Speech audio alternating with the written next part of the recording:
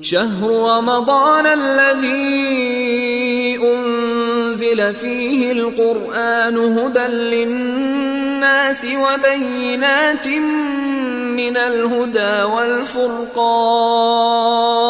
اعوذ باللہ من الشیطان اللعین الرجیم بسم اللہ الرحمن الرحیم الحمد للہ وکفا وسلام علی عبادہ الذین اصطفیٰ محمد وعطرتہ الطاہرہ واللعنۃ الدائمۃ الی اہلہا۔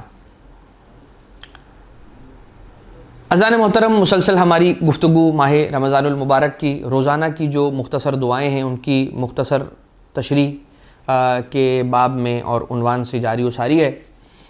آج 11ویں دن کی جو دعا ہے اس دعا کے الفاظ یوں ہیں، بسم اللہ الرحمن الرحیم، اللہم حبب الی فیہ الاحسان، پروردگارہ مجھے احسان اور نیکی کرنے کی طلب اور محبت اور شوق عطا فرما۔ وکرہ الی فیہ الفسوق والعصیان، اور فسوق اور عصیان کو میرے نزدیک برا بنا دے۔ احسان کو میرا پسندیدہ عمل بنا دے، فسوق و عصیان کو میرا ناپسندیدہ عمل بنا دے۔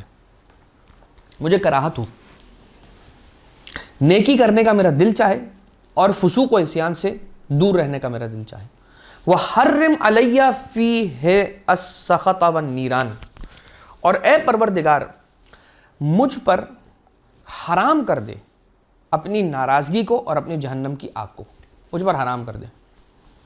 بعونک یا غیاث المستغیثین، اے فریادیوں کی فریاد کو پہنچنے والے، اپنی مدد کے ذریعے سے میری ان 3 دعاؤں کو قبول کر لے۔ پہلی دعا، احسان کو میرے لیے پسندیدہ قرار دے، فسوق و عصیان کو میرے لیے ناپسندیدہ عمل قرار دے، اور اپنی سخط و نیران کو، یعنی جہنم کی آگ، نیران، سخط اپنا غضب، ان دونوں چیزوں کو مجھ پر حرام کر دے۔ اس دعا کی تلاوت کا ثواب آج کے دن میں یوں ملتا ہے کہ من دعا بہ کتب لہ حجۃ مقبولۃ مع النبی، جو اس دعا کی تلاوت کرتا ہے تو پروردگار عالم اسے حج مقبول کے جو رسول اللہ صلی اللہ علیہ وسلم کے ساتھ اس نے انجام دیا اس کا ثواب عنایت فرماتا ہے۔ اس کے لیے حج مقبول، رسول کے ساتھ کیا ہوا ایک حج مقبول لکھ دیتا ہے اس کے لیے۔ وعمرۃ مع اہل بیتہ، اور ایک ایسا عمرہ لکھتا ہے کہ جو اہل بیت رسول صلی اللہ علیہ وسلم کے ساتھ انجام پایا ہو۔ وکل حجۃ معہ، اور ہر وہ حج کہ جو رسول کے ساتھ انجام دیا ہو، تعدلو برابر ہوگا 70,000 حجۃ یا حجۃ مع غیرہ، یہ ایک حج جو اس نے رسول اللہ صلی اللہ علیہ وسلم کے ساتھ انجام دیا ہے، اس کا ثواب اور اس کا جو سٹیٹس ہے وہ 70,000 عام حجوں کے برابر ہوگا۔ یعنی 70,000 عام حج کیے اور ایک حج رسول اللہ صلی اللہ علیہ وسلم کے ساتھ کیا ہے، ویسا ایک حج مقبول پروردگار عالم اس کے نامہ اعمال میں لکھے گا۔ وکل عمرۃ، اور ہر عمرہ جو اہل بیت اطہار علیہ السلام کے ساتھ انجام پائے وہ ہوتا ہے 70,000 عام عمروں کے برابر۔ 70,000 عام عمرے کے برابر ایک عمرہ جو اہل بیت کے ساتھ کیا، 70,000 عام حج کے برابر جو ایک حج نبی کے ساتھ کیا۔ تو ایسا ایک حج اور ایک عمرہ، ایک حج نبی کے ساتھ، ایک عمرہ رسول کی اہل بیت اطہار علیہ السلام کے ساتھ، اس کا یہ ثواب لکھا جائے گا اگر کوئی شخص آج کے اس دن کی دعا کو طلب کرتا ہے۔ ہم نے آپ کی خدمت میں کل یہ عرض کیا تھا کہ ہر دن کی دعا کا ثواب ایسا ہے کہ انسان یہ سوچنے پر مجبور ہوگا کہ یار آج کے دن کی جو دعا ہے نا، ایٹ لیسٹ مجھے یہ سکپ نہیں کرنی چاہیے، یہ ضرور پڑھ لینی چاہیے، کتنا ثواب ہے۔ ایسا ہی ہے ہر دن کا ثواب، الگ الگ ثواب، اور ایسا ثواب کہ انسان اس کو پشت ہی نہ دکھا سکے، اس کو سکپ نہ کر سکے، اس کو مس نہ کرے۔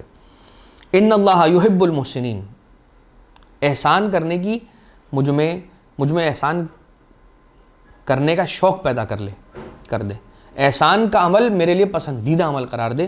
تو احسان، ان اللہ یحب المحسنین، سورہ مائدہ کی آیت ہے کہ پروردگار احسان کرنے والوں کو، نیکی کرنے والوں کو، اچھائی کرنے والوں کو پسند کرتا ہے۔ ان احسنتم احسنتم لانفسکم، یاد رکھو اگر تم نے کوئی نیکی کی ہے، احسان کیا ہے اور اچھا کام انجام دیا ہے تو احسنتم لانفسکم، کسی پر تم نے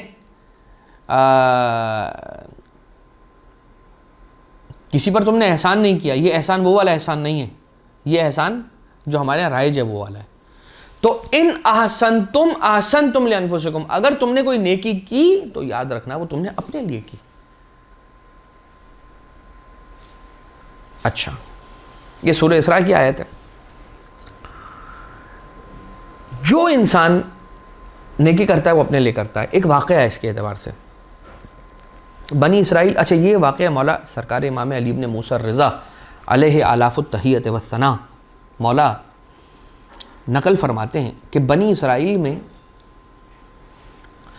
2 سال مسلسل، قوم بنی اسرائیل میں 2 سال مسلسل قحط پڑا، اور پے در پے 2 سال کنزیکٹیو 2 ایئرز تک قحط تھا.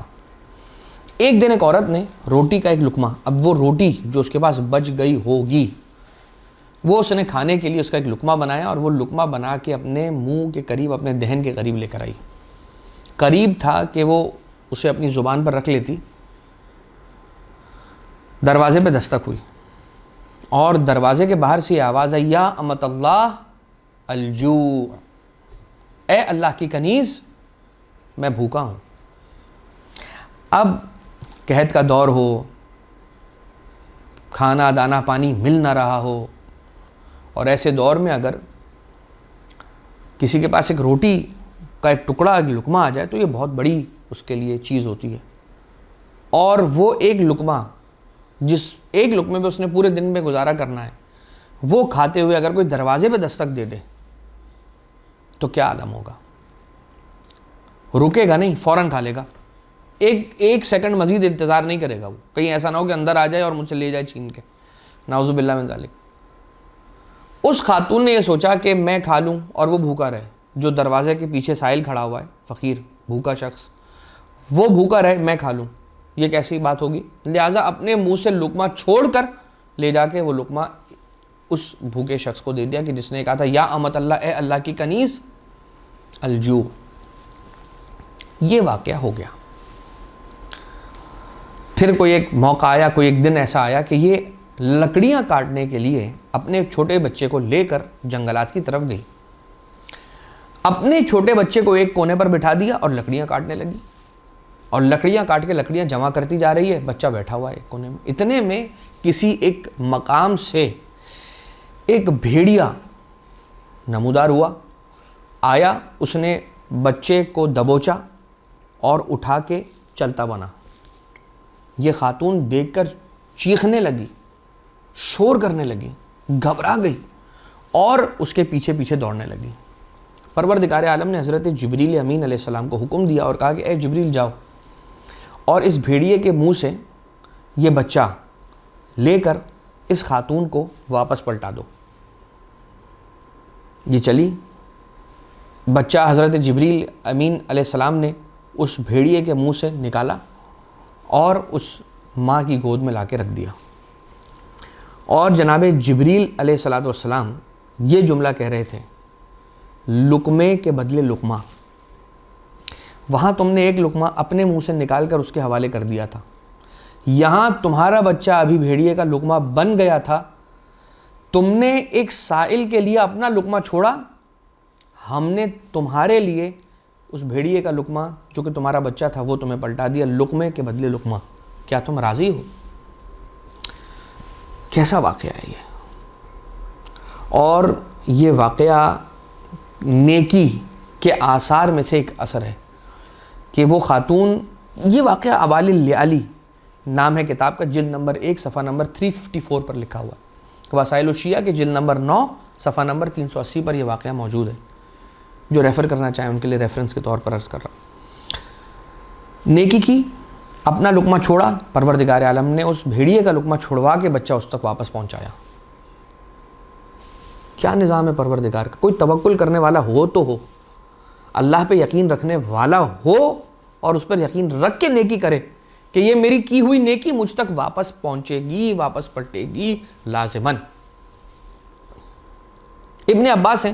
اب آپ دیکھیے نیکی کے لیے انسان کس حد تک جائے, کس حد تک جا سکتا ہے, امام معصوم علیہ السلام ارشاد فرما رہے ہیں. یہ ایک واقعہ اور سن لیجیے اور اس پر ہماری پھر آج کی گفتگو مکمل ہو جائے.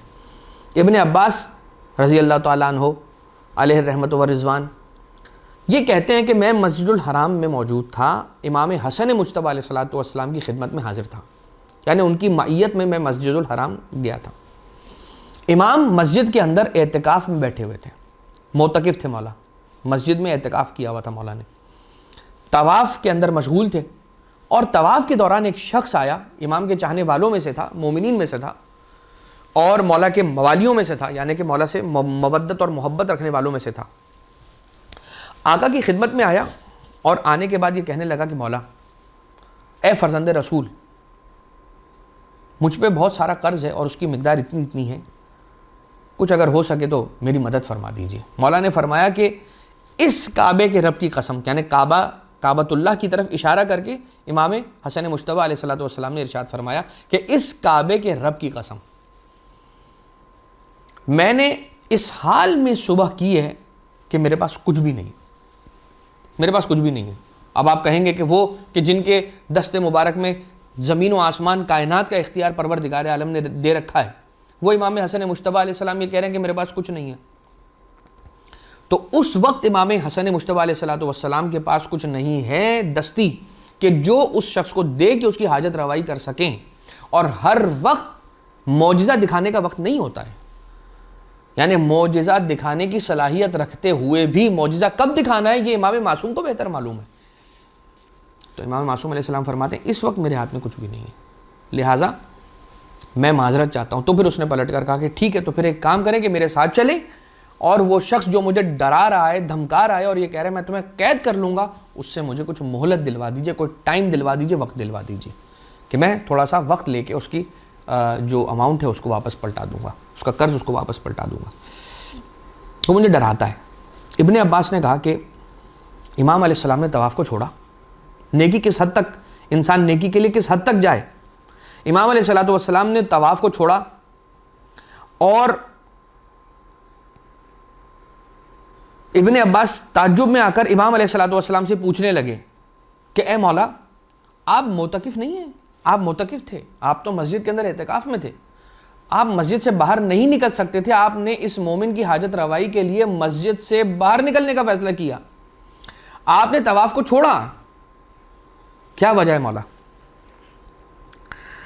امام علیہ الصلوۃ والسلام نے ارشاد فرمایا کہ میں نے اپنے بابا سے سنا, یعنی کہ مولا علی مرتضیٰ سے, اور انہوں نے رسول اللہ صلی اللہ علیہ وآلہ وسلم سے سنا کہ جو کسی مومن کی حاجت روائی کرتا ہے پروردگار اس کے نامہ اعمال میں 90,000 سال کی عبادت, ایسی عبادت کہ دن روزے سے ہو اور رات قیام کی حالت میں ہو, ایسے 90,000 سال کی عبادت اس کے نامہ اعمال میں لکھ دے گا.